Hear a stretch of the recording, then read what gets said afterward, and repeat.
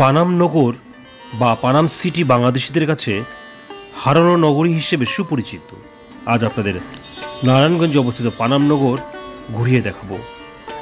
ঢাকার পার্শ্ববর্তী নারায়ণগঞ্জ জেলার সোনারগাঁও থানায় ঐতিহাসিক পানাম নগর অবস্থিত। 15 শতকে এই শাখা সোনারগাঁয়ে বাংলার প্রথম রাজধানী স্থাপন করেন। সোনারগাঁয়ের প্রায় 20 বর্গ কিলোমিটার এলাকা জুড়ে গড়ে ওঠে এই নগরী।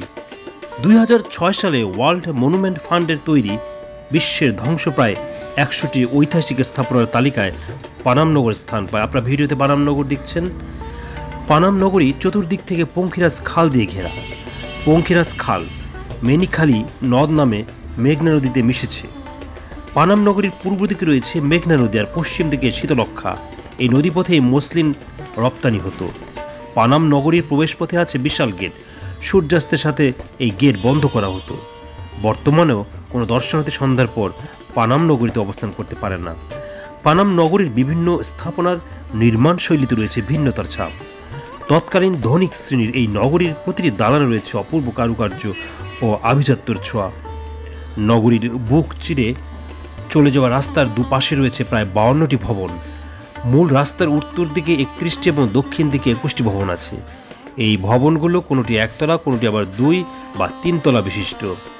নগরীর অভ্যন্তরে আবাসিক ভবন ছাড়াও মসজিদ, গির্জা, মন্দির, মঠ, নাচঘর, চিত্রশালা, পান্থশালা, খাজাঞ্চিখানা, দরবার কক্ষ, পুরনো জাদুঘর, গোসলখানা ও গুপ্তপথ রয়েছে। এছাড়া 400 বছরের পুরনো টাকশাল বাড়ি ও ইস্ট ইন্ডিয়া কোম্পানির তৈরি নীলকুঠি এখানে দেখতে পাওয়া যায়। এখানে যদি আপনি বেড়াতে আসেন দেখবেন লোক ও কারুশিল্প জাদুঘর। পানাম নগরী থেকে প্রায় 1 কিলোমিটার দূরত্বে রয়েছে লোক ও কারুশিল্প জাদুঘর। লোক ও কারুশিল্প জাদুঘরের প্রবেশপথে শিল্পাচার্য জয়নুল আবেদিনের একটি ভাস্কর্য রয়েছে। জাদুঘরে মোট 11টি গ্যালারিতে দুর্লভ ঐতিহ্য নিদর্শন সংরক্ষিত রয়েছে। গ্যালারিগুলিতে নিপুণ কাঠ খোদাই করা জিনিস, মুখোশ, নৌকার মডেল, লোকজ বাদ্যযন্ত্র ও পোড়ামাটির নিদর্শন, জামদানি ও নকশিকাঁথা ইত্যাদি স্থান পেয়েছে। এছাড়া যদি পানাম নগরে যান তাহলে ঢাকার গুলিস্তান থেকে দোয়েল, স্বদেশ কিংবা বোরাকের এসি বাসে করে মোগরাপাড়া চৌরাস্তা নামতে হবে।